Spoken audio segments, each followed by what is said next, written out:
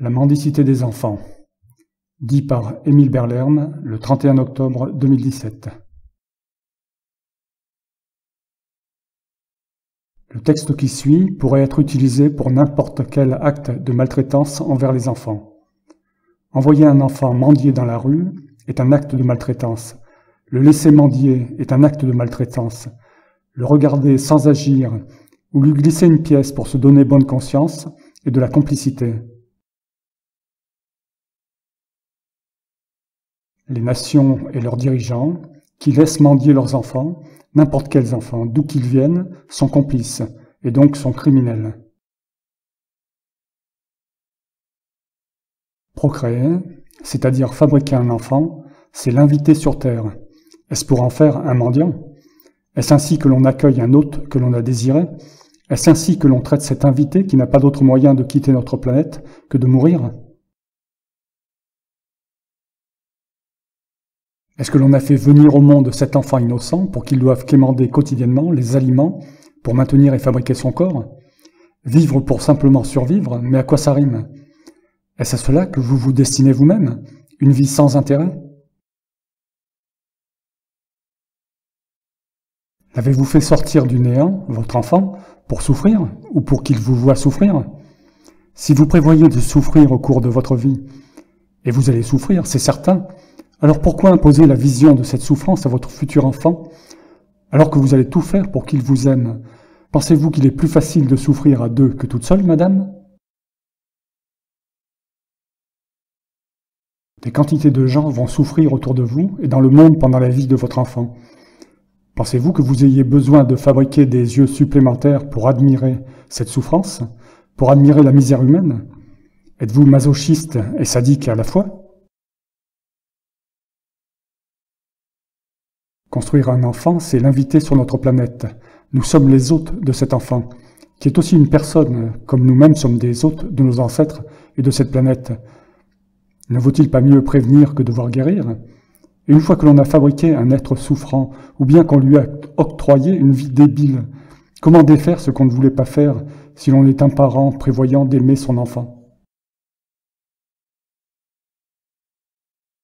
Car nous sommes des personnes humaines, n'est-ce pas? Pensantes, conscientes, sensibles, et nous possédons les capacités d'analyse et de prévoyance. Alors, avant de lancer la construction d'un enfant dans l'utérus féminin, votre utérus, madame, l'utérus si fragile de votre femme si fragile, monsieur, cette fabrication si dangereuse pour l'enfant fragile et sensible que vous désirez, ce qui est l'acte le plus important qui soit pour chaque être humain, pourquoi ne pas prendre le temps de réfléchir avant? Mais il est tellement agréable de faire l'amour, qu'on en oublie la douleur et la mort que l'on va imposer à un innocent encore plus innocent que vous-même. Voilà ce que je suis capable de prévoir de ce qu'il peut arriver à un enfant qui serait mis dans ce monde.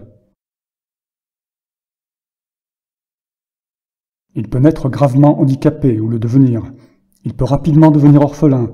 Ses parents peuvent perdre les moyens de vivre correctement ou devenir handicapés eux-mêmes. Il peut naître au milieu d'une guerre ou subir le terrorisme. La nature peut devenir violente, avec tremblements de terre, inondations, ouragans, tsunamis, incendies. La société qui l'héberge peut devenir une dictature. Et bien d'autres calamités sournoises, comme des épidémies anciennes et nouvelles. Entre parenthèses, voir le site de l'OMS. Plus de 350 000 bébés naissent chaque jour. Des milliers d'entre eux seront handicapés immédiatement ou au cours de leur vie. C'est absolument certain. Les constructrices que vous êtes, mesdames, sont extrêmement incompétentes. Vous devez le reconnaître. Vous venez de lire ceci. Mes prévisions sont devenues les vôtres. Faire un enfant en sachant tout cela, et vous le saviez avant que je ne vous en parle puisque vous êtes un être humain, donc prévoyant tout comme moi. Donc, faire un enfant, c'est commettre un acte criminel par imprudence selon nos lois, nos propres lois écrites et nos lois morales. Si en plus de ça, c'est pour devoir mettre votre enfant dans la rue dès qu'il est capable de marcher et tendre la main, pour vous en débarrasser parce qu'il vous gêne, alors pourquoi l'avoir fabriqué? Auriez-vous désiré être traité ainsi vous-même? Tout cela était prévisible. Est-ce la seule envie de sexe qui vous a rendue imprévoyante, madame? Je précise bien, madame, car votre corps vous appartient. Il n'est pas un champ à labourer ni un terrain de jeu appartenant au mâle reproducteur. Vous êtes maîtresse de votre corps. Si la responsabilité existe, et selon vous elle existe, alors vous êtes responsable en tant qu'individu de ce qui entre dans votre corps, entre parenthèses un pénis, et ce qui en ressort, entre parenthèses un enfant, mon associé, notre associé à tous. On ne fabrique un enfant que pour son propre service, et certainement pas pour le sien. Procréer est un service totalement égoïste que l'on se rend à soi-même. Il n'y a pas pire danger que d'exister. Et il ne sert à rien de passer de l'état de non-existence à celui d'être vivant. On ne gagne rien à exister. Mes aventures rocambolesques d'être vivant ne vont pas égayer mes ossements dans la tombe ou mes cendres si je suis incinéré. Comment un enfant mendiant va-t-il remercier ses parents de vivre une vie 1000 fois plus absurde que la mienne? À quoi sert de lui offrir en cadeau de bienvenue sur la planète la difficulté de vivre? Quêter pour subsister, mendier sa survie. L'alimentation est aussi nécessaire que l'air que respire votre enfant. Pourquoi l'avoir construit avec un estomac si c'est pour ne pas lui offrir sa nourriture en tant qu'invité de la Terre? Pourquoi l'avoir invité tout simplement? N'est-ce pas une invitation chaleureuse, une invitation amicale? N'avez-vous pas prévu de lui montrer à quel point la vie est belle sur la planète? N'avez-vous pas prévu d'aimer celui que vous mettez devant le fait accompli de l'existence? Les enfants sont placés devant le fait accompli de l'existence, comme vous l'avez été. L'avez-vous fait à votre tour, votre enfant, pour vous venger ou par un simple besoin animal de reproduction? Avez-vous fabriqué votre enfant pour qu'il mendie son corps? Faire des enfants pour agrémenter sa vie est d'une grande stupidité, d'une grande absurdité. C'est un cercle vicieux, abject. Nous sommes près de 8 milliards d'habitants sur la planète. Notre espèce n'est pas sur la liste des espèces en danger d'extinction, sauf par notre bêtise guerrière. Vous savez, madame, que les hommes sont violents, n'est-ce pas? Faut-il que vous ajoutiez un guerrier supplémentaire à l'armée des hommes pour vous défendre de l'armée des autres hommes? Faire des enfants par erreur ou en violant n'est pas humain, c'est animal. Avorter. Une vie ne mérite pas d'être ni infligée ni vécue dans un monde de violeurs et d'idiots. Faire des enfants pour la pérennité de l'espèce est stupide, puisque vous ne savez même pas ce qu'est une espèce. Et vous êtes-vous regardé dans une glace? Y voyez-vous autre chose qu'un asticot? D'ailleurs, une espèce est pérenne avec seulement 10 000 individus qui seraient heureux de se connaître tous et de savoir que personne ne manque de rien dès la naissance. Tandis qu'à 10 milliards, c'est plutôt guerre, après guerre, depuis des temps immémoriaux. Et c'est des enfants dans les rues qui n'ont pas demandé à exister, et encore moins pour vivre bernés par vous, les mères. Faire des enfants pour la société est encore plus absurde, la société n'étant pas un être pensant. Et les individus s'associent, c'est-à-dire forment une société, pour se protéger d'une autre société. Quelle stupidité! Pourquoi rajouter un problème au lieu de le supprimer? Faire des enfants pour un éventuel Dieu, à quoi ça sert, puisque d'un mot il peut se fabriquer des myriades de serviteurs. Et encore mieux, il peut se rendre service à lui-même d'un simple mot, également. Et donc à quoi lui serviraient des serviteurs? À quoi lui serviraient des accompagnateurs stupides quand il peut les faire aussi intelligents que lui? Que voulez-vous qu'un tel Dieu fasse d'enfants qui vont devenir fourbes et vicieux, avec raison, de vivre une vie de mendiant? Vos parents ne vous ont pas mis au monde par pure bonté d'âme. Ce n'est pas un bénéfice pour vous d'exister, vous n'y gagnez rien. Seuls eux y gagnent quelque chose, et pas toujours, parce que ça leur attire souvent des emmerdes. Mais ils croient être dans leur droit en vous fabriquant. Leurs ovules et spermatozoïdes leur appartiennent, donc ils lancent votre fabrication. Et ensuite, sans aucune vergogne, s'ils ne peuvent vous nourrir jusqu'à votre majorité, eh bien ils vous balancent dans la rue. Quelle morale! Fabriquer un enfant, c'est comme la poterie. On fait un pot en céramique, on le met dans le four. Quand la cuisson est terminée, ce sera la surprise. Après un rapide examen, si le pot est loupé, eh bien tant pis. On le jette dans la benne et on en fait un autre. Avec le bébé, le four et le ventre maternel. Mais manque de chance. Entre parenthèses, heureusement ou malheureusement pour le bambin, on ne peut pas casser ce genre de pot une fois qu'il est sorti au grand jour. La loi l'interdit. Alors on le balance dans la rue, et même quand il n'a aucun défaut apparent, entre parenthèses, mais il y a toujours des défauts, même chez vous, la preuve. Maintenant, parlons de la société, celle qui est censée nous protéger tout au long de notre vie, et qui nous taxe chèrement pour cette sécurité.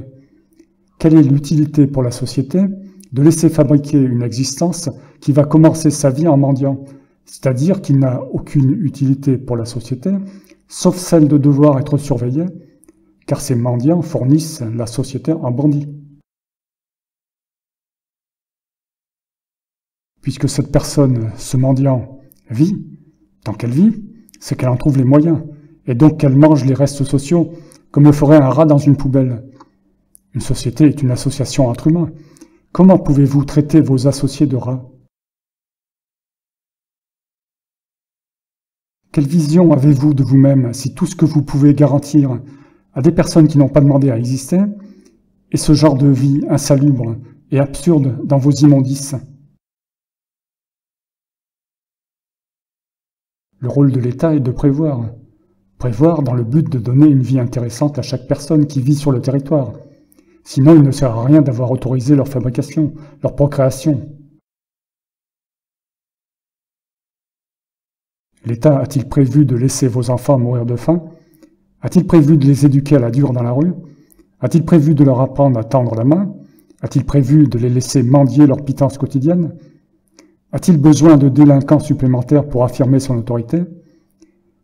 Si c'est ce que l'État a prévu pour vos enfants, alors évitez d'en faire. L'État ne vous aime pas. Il ne vous aime pas, madame, il ne vous aime pas, monsieur. Vous ne lui servez que de chair à boulot, de chair à impôt et de chair à canon. Vous êtes les pièces de son jeu social absurde. Si la société ne s'intéresse qu'à l'utilité des personnes pour la société, c'est qu'elle les considère comme des esclaves. Est-ce cela l'humanité?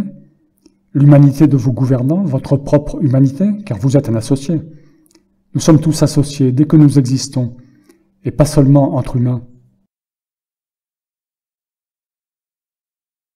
Dans tous les cas, ne mettez pas votre enfant dans la rue. Allez voir l'assistance sociale, c'est leur boulot de pallier vos manques, vos erreurs, vos fautes. La société, elle, a tout prévu. C'est du moins, comme on l'a vu, le boulot de l'État de prévoir. Le terme société signifie que les humains qui la composent sont associés pour gérer un territoire dont ils sont copropriétaires, ainsi que, et surtout, les associés ou leurs invités qui vivent sur ce territoire.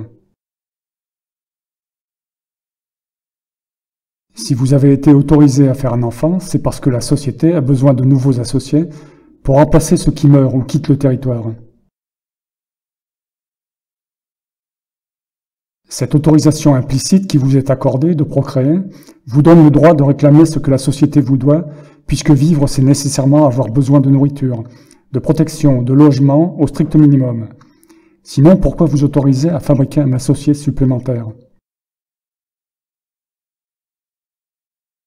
La société n'a pas le droit de traiter la mendicité de ses enfants comme un simple dommage collatéral. Chaque individu est important puisque la société est composée d'individus. La société ne peut pas être qu'un cercle vicieux qui réclame des pions esclaves pour garder son statut de société. Une société qui ne garantit pas une vie exaltante à chacun de ses associés ne fait pas son boulot. Faire en sorte que chacun trouve de l'intérêt à vivre doit être son but. Pourquoi faut-il toujours rappeler que nous sommes tous innocents d'exister? Tous innocents de nos corps, tous innocents de nos intellects, donc tous innocents de nos actions. La fabrication d'une existence ne sert que ceux qui existent déjà, et personne ne maîtrise cette fabrication. Pourquoi faire un enfant si c'est pour le mettre dans la rue? Quand on prévoit de faire un enfant, entre parenthèses, puisque nous ne sommes pas des animaux, nous prévoyons, n'est-ce pas? Nous devons également prévoir toute la vie de l'enfant. La société est d'accord avec le fait d'obtenir de nouveaux associés pour remplacer les anciens. C'est d'accord vos contrats. Alors pourquoi les parents font-ils plus d'enfants que la société ne peut s'occuper sereinement? Et sans que la société fasse quelque chose pour donner le meilleur à chacun de ses nouveaux associés, ses enfants. D'ailleurs, pourquoi faut-il gagner sa vie puisqu'on nous l'a imposé? Puisqu'on nous a obligés d'exister, ne devrions-nous pas avoir une belle vie, un corps sain, un intellect sain, une vie longue et intéressante? Sinon, à quoi sert de nous contraindre d'exister?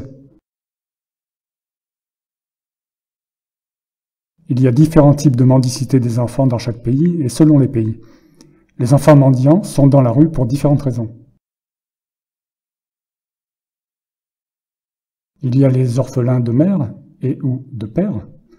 La société les abandonne à leur sort. La nation ne se considérant sans doute pas comme une société, les gouvernants n'étant pas garants de leurs associés. Ils sont mis à la porte pour X raisons. Les parents ne se sentant pas responsables d'avoir fabriqué des enfants.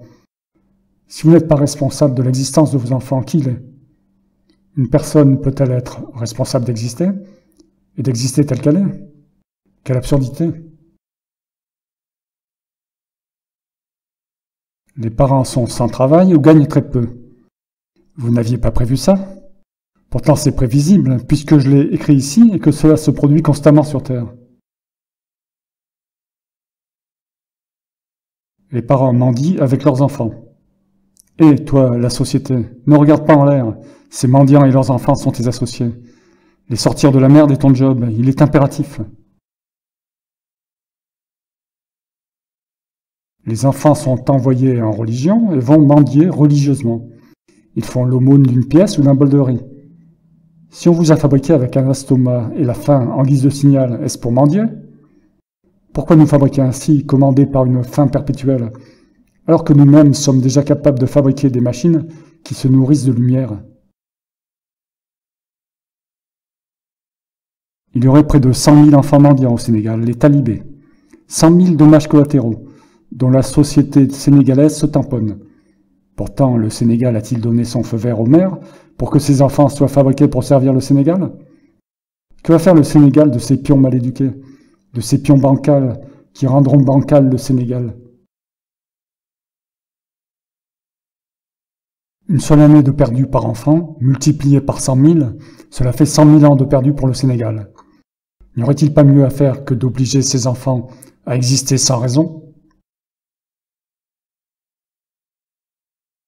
Les migrants mendiants. Pourquoi y a-t-il des migrants? Parce que la société qui les hébergeait n'a pas fait son boulot de prévision. Parce que les sociétés se battent entre elles au lieu de s'entraider, au lieu de chercher à se comprendre. Parce que les puissants ne s'intéressent pas au peuple grouillant, qu'ils perçoivent de haut comme de la vermine. Bravo la France et les autres riches nations qui laissaient mendier ces personnes comme si leur vie ne valait pas la peine qu'on s'y intéresse. Je vous laisse trouver les autres exemples. Mettez-les en commentaire, s'il vous plaît. La mendicité des enfants est comme la peine de mort. Elles proviennent du même problème d'incompréhension de ce que nous sommes réellement et du refus de l'appréhender par la masse qui transmet sa bêtise à ses dirigeants. Nous sommes tous innocents d'exister. On nous a tous contraints d'exister. Et ce « on », ce sont nos parents contraints eux-mêmes d'exister avant nous, et ainsi de suite par récurrence, jusqu'à l'animal de base. Mais sommes-nous encore des animaux qui copulent sans raison, et se reproduisent sans savoir pourquoi, sans pouvoir contrôler nos actes? Nous sommes tous innocents d'exister, tous innocents de nos corps et de nos intellects, donc tous innocents de nos actions tout au long d'une existence que nous n'avons pas demandée. Nous sommes réellement innocents de toutes nos actions, parce que rien de ce que nous sommes n'a été demandé par nous-mêmes, ni la vie, ni le milieu, ni nos éducateurs, ni la culture, ni la société.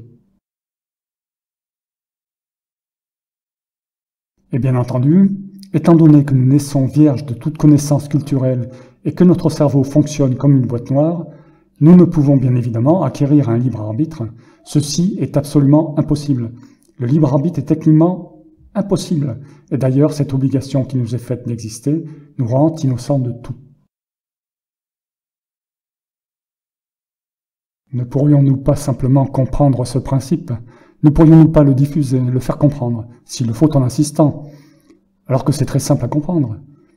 Le libre arbitre n'est pas nécessaire pour comprendre. Nous sommes capables de compréhension de choses autrement plus complexes que ça. La loi interdit d'abuser de la situation particulièrement vulnérable dans laquelle se trouve une personne qui n'a en fait pas d'autre choix véritable et acceptable que de se soumettre à cet abus. Encore plus s'il s'agit d'un enfant. Or, il n'y a pas plus d'enfant que celui qui naît sans en avoir donné l'autorisation. C'est exactement le cas de la procréation, avec l'obligation qui nous est faite d'exister, et l'obligation de travailler pour ne pas mourir de faim et se protéger. Nous sommes fabriqués par nos parents avec l'obligation de devoir nous nourrir sous peine de souffrir de la faim et même en mourir, ce qui est évidemment parfaitement connu de tous leurs associés. La société et les parents utilisent cette menace permanente sur notre vie pour nous contraindre à travailler jusqu'à la mort.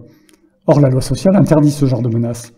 Comment se fait-il que personne ne comprenne ce chantage permanent de la société sur ses propres associés? Ou plutôt, comment se fait-il que tout le monde ferme les yeux sur ce chantage évident? Travaille ou crève de faim. Comment se fait-il que l'humanité, qui prône l'humanisme, multiplie le nombre de ses enfants malheureux au lieu de leur garantir une vie saine, heureuse, longue et intéressante? Mais qu'est-ce que vous ne comprenez pas dans cette phrase simple? L'autorisation de mendier est une aberration sociale, puisque nous sommes contraints d'exister pour servir parents et société. Comment exister sans nourriture, sans santé, sans protection? Pourquoi nous faire exister et nous lâcher dans la nature comme un animal le ferait? Pourquoi autoriser la fabrication d'une personne s'il y a le moindre risque que l'enfant se retrouve dans la rue ou pire qu'il naisse handicapé? Les enfants, comme les parents, sont nos associés. La notion de privation de soins, évoquée dans la loi, devrait être aussi bien valable pour les enfants que pour les parents. La société est la mère de tous ses associés. La privation de soins s'applique également à elle. La société doit être punie en tant que personne morale. N'hésitez pas à porter plainte, faites des collectifs, des associations, rassemblez-vous. Le dispositif pénal actuel permet de punir les auteurs de l'exploitation des enfants et de la traite d'êtres humains dans le cadre de la mendicité. Faire un enfant pour soi ou la société, n'est-ce pas de la traite d'êtres humains? La loi française dit « Il est par conséquent dans l'intérêt des enfants de ne pas être séparés de leurs parents, sauf à prouver que les parents exploitent effectivement leurs enfants ou leur sont nuisibles. » Les parents sont toujours nuisibles à leurs enfants, puisque la fabrication d'une existence est un risque infini, et de l'esclavage pour le moins. Mais comme la société est une collection de parents, évidemment ce n'est pas son intérêt de s'autoflageller. Elle ferme les yeux sur ses propres crimes. La société ne peut reprocher quoi que ce soit aux personnes, puisqu'elle a autorisé, en toute connaissance de cause et des faits, la fabrication et l'éducation imparfaite d'êtres imparfaits. Les individus ne peuvent reprocher quoi que ce soit à la société, puisque le libre arbitre n'existe pas, et qu'une société est une collection d'individus, qui vivent toujours selon des coutumes plus vieilles qu'eux, coutumes engendrées par des gens qui en savaient moins que nous. Que faut-il faire dans ce cas pour résoudre le problème général des rapports humains? Eh bien, admettez ce que vous êtes, ce que nous sommes tous, sans exception, car personne n'est coupable d'exister, et mettez-vous au boulot. Transmettez le message, il est plus que temps d'arrêter de déconner.